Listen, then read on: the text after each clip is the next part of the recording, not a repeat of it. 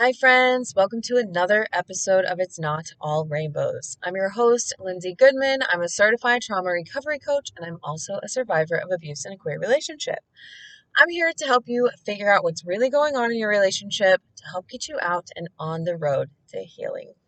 Today, I'm going to talk to you about physical issues that come with abuse or can come with abuse. Um, Before we begin, I will talk about my struggles and successes, which is going to be hard because I just recorded the episode before this one, um, which I love doing. I love when I have time alone and I really can sit down and I can record a couple episodes, but it also can be really hard when I do struggles and successes. I've said this before, but I should have like two or three little like icebreaker intros that I can interchange when I do them back to back so I don't have to strain my brain so hard.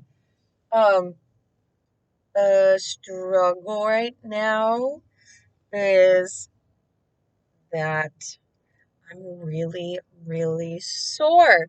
Um, I'm getting back into my pole classes. If you don't know, I've been taking pole classes for a little over a year. It was one of the things I started to do. Just starting my healing journey, I wanted to try out some new things. I started going to boxing classes, cycle classes, pole classes, which I like all of them. You can't be good at everything all at once, especially if you're like busy homeschooling, single, working mom like me. But I really love pole and I'm getting back into it. And this week we worked on some really awesome spin pole combos and I did great. I was like, I saw my instructor do it and I was like, I don't think I can do that. And I did it. And now my shoulders hurt so bad because like you just use muscles that you don't really use in like normal life unless you're practicing a lot, which once a week. Also, I'm 35, I'm not 25. So I'm like really sore today and I'm just like, I don't love it. But that's also going to be my success is that I stuck with pole. I didn't give up on it because I felt like I was too old or too out of shape or too inexperienced with it or whatever.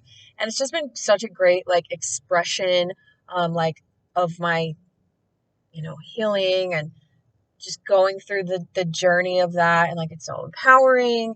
It's physically amazing and yeah, it's been good. It's really good for my mental health as well. It's just been really cool to go in there once a week for an hour and just let go and just like see where your body goes. And one thing I love about our studio is that it's not like heavily focused on like doing it for other people. Like it's not like I don't go in there and I'm like, okay, what can I look like if I perform for someone else? It's really just like getting into your body and doing it for you and challenging yourself. And it's been really beautiful. And I love to dance. Music is a big thing for me. So struggle and a success, pole classes. All right, so let's talk about, I guess that's a perfect one. Let's talk about physical issues that can come with abuse because speaking of me taking on all these physical fitness challenges since I've left my abuser, there was a time that I could not finish a 3-minute rowing warm up.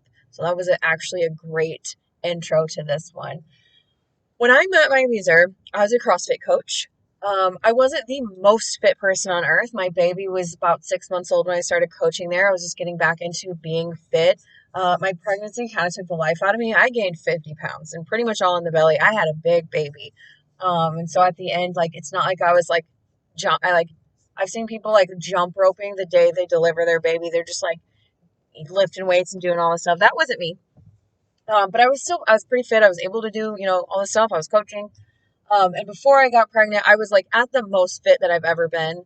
Um, I was lifting a lot of weights. I've always been an athlete. Like I'm not a professional athlete. But I played soccer. I played tennis. I've always been a very active person. I can hike. I can bike. I can do all the things, right? I'm like medium at everything. I'm that person. Um, and then I met my abuser and we would work out together because that's how I met them was like they would come in the CrossFit gym. And I would say within like 10 months because it took some time for it to like actually, girl, what are you talking about? I got really, really sick. So I was thinking about my physical pain. That was one of the most struggle-y things that I had because that affected my career. And as well as like my ability to do physical fitness was my muscular issues that I had. But rewind, because it was like, oh, it took about like 10 months, I think, for me to start noticing like a physical decline in like my muscular whatever. Um, Within like a week of hanging out with them, I was so ill that I went to the hospital. And for the longest time, I thought that it was coincidental. Like it was just like, wow, that was bad luck. I was unable to keep food down or in my body, like coming out both ends. I'm just going to say it all. I lost a lot of weight, and it was so bad that, I was like, I remember I was looking out the window of the house where I was staying, and my abuser was playing with my son outside. And I was like, I'm going to probably like not die, but like I'm going to get so much worse if I don't get help right now because it's just going downhill. Went to the hospital, and I fully believe that it was because I was fighting so hard against my intuition, because by the time that I got sick like that, there had already been several red flags. And we're talking 1 week, which is really could be embarrassing right now, but with my understanding of how abuse works and coercive control and how quickly it happens, it's not embarrassing anymore, right? Like, ugh, don't look really good. Makes me look like I'm really dumb. It doesn't, because that's coercive control. Again, that's how it works. It's what they do. It's very fast. In fact, I know that that same person has had someone leave a good life, or an otherwise good life, or a seemingly good life, because I'm not in their shoes, so I don't know, within a day, because that's how fast it works. That's how hard they pressure you to make changes to be quote unquote their possession. And so I know for a fact that I was fighting so hard against my intuition. They wouldn't let me talk to my son's dad. There was a lot of control already happening. They didn't want me to have friends over. We'd already had some like little argumenty type things where I was groveling, trying to figure out what was wrong, trying to make them happy. And I know that it was my gut fighting, like, look, pay attention. There's red flags everywhere. What's going on? And I, quote unquote, made myself so sick because I wasn't paying attention to the instincts that were there. And then that happened several more times throughout the relationship where I was hospitalized because I was vomiting, had diarrhea, losing weight, just very sick, cramps. I had like severe cramps that were nothing to do with like something actually happening in my body. And every single time, like they couldn't figure out what was going on. Tests would come back, everything seemed normal. I think that happened definitely 2 times, possibly 3 times. I think when I was looking at my hospital records recently, there was another time that I had forgotten. Um, and so mysterious, recurring um, illnesses that no one can figure out. And unfortunately, I think a lot of medical providers don't make the connection. And of course, it's not always going to be that someone's being abused, but a lot of people don't make the connection that maybe there's like severe, at least mental, emotional abuse happening with this person, because the mind body connection is a very real thing. A lot of people are like, that's not real. 100% it is. It is real. So that was one thing I experienced. So if you're listening to this and you're like, oh my gosh, I forgot about the mysterious XYZ that I had going on, that maybe it's a skin condition that came out of nowhere and it started popping up while you were being abused, or maybe even early on. Because again, I think if a lot of us think about it through no fault of our own, the red flags were there in the very beginning. I talk about this a lot with my clients. Like if you really think about the beginning, I guarantee you that there were red flags there. And again, it's not our fault. This is not to shame ourselves or be embarrassed, because that it's all on the abuser. They're the ones who are tormenting people. They're the ones who are using tactics that they know are going to work because they've done it to this person, this person, this person. They know this is how it works. They know how to get someone into a false relationship. Um, but it's there. But when we ignore those things, like our bodies, our intuition is going to be bucking up against us, and we can make ourselves sick. Another thing is, like, again, like I was saying, like later on when I feel like my body had sort of like a collapse, that's how I describe it. Like it was so bad, all of a sudden it just collapsed, and I had, my trap had a muscle spasm for at least a year. I got x-rays on it. I was like, I don't know if I have a spinal issue or what's going on. Like I was going to quit my interpreting career, which is like my source of income, because it hurt so bad. My whole right side would go numb, or I would have like flare-ups of like every joint in my body would flare up. Um, One thing that did bring me relief was when I got in touch with like a naturopath, and we cut a lot of, like I cut out alcohol, caffeine, sugar, soy, gluten. There might have been something else, but I cut out a lot of that stuff, and that did help like balance some of the like pain and tingling and stuff like that. But eventually, the thing that really helped me also, before I move on that to like what helped me was the fatigue, extreme fatigue, um, which goes along with, the insomnia that you experience, which I've talked about before. I have an episode called something like, Why Can't I Sleep? I talk about how sleep deprivation is a form of abuse that abusers will use and they do it well. So obviously sleep deprivation, but also the physical decline, the mental health, the physical health decline. It's uncomfortable to sleep. If you do sleep, you're not rested, all of that stuff. There was a time that like we live 45 minutes away and we moved back to the town where my son's dad lives, which is where I live now, because I needed more help from him, because it turned out that like I was so exhausted, I would just like pass out or I couldn't get up, and my abuser was taking care of my son more. They didn't have a job, they weren't doing anything. I didn't really want them to be the person helping out because then they would complain about it and all that stuff. And this is like very early on, like this is less than a year into our relationship. So again, mega red flag. But we moved back to be closer to my son's dad so he could help out more because I wasn't doing well. And I really thought, I got tested for multiple sclerosis, Lyme disease. Like I was getting tested for everything. And we really thought, I don't know what my abuser thought. Who knows? But I really thought that I had something that, here I am in my mid 30s. This is it for me. It's all going to be downhill from here. Um, and I know I have written down somewhere like the progression, the timeline of my physical issues. It might be in my phone. I don't know. And you know, I I'm sure that I missed a couple other things that I did experience while I was being abused.